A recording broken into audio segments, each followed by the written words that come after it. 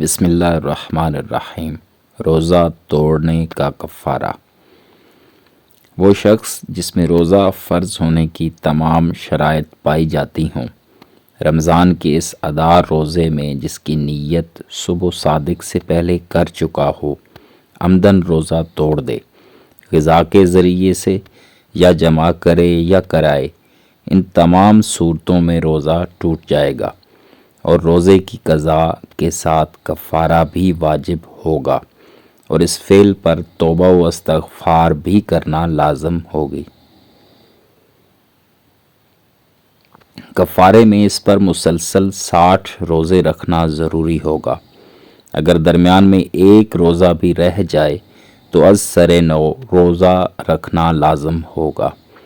اگر اس کی قدرت نہ ہو تو 60 مسکینوں کو صدقہ فطر کی مقدار غلہ یا اس کی قیمت دینا لازم ہے۔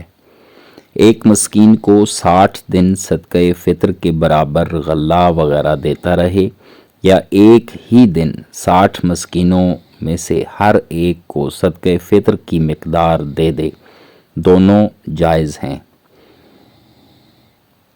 صدقہ فطر کی مقدار غلہ یا قیمت دینے کے بجائے اگر 60 مسکینوں کو ایک دن صبح و شام یا ایک مسکین کو 60 دن صبح و شام کھانا کھلا دے تو بھی ادا ہو جائے گا۔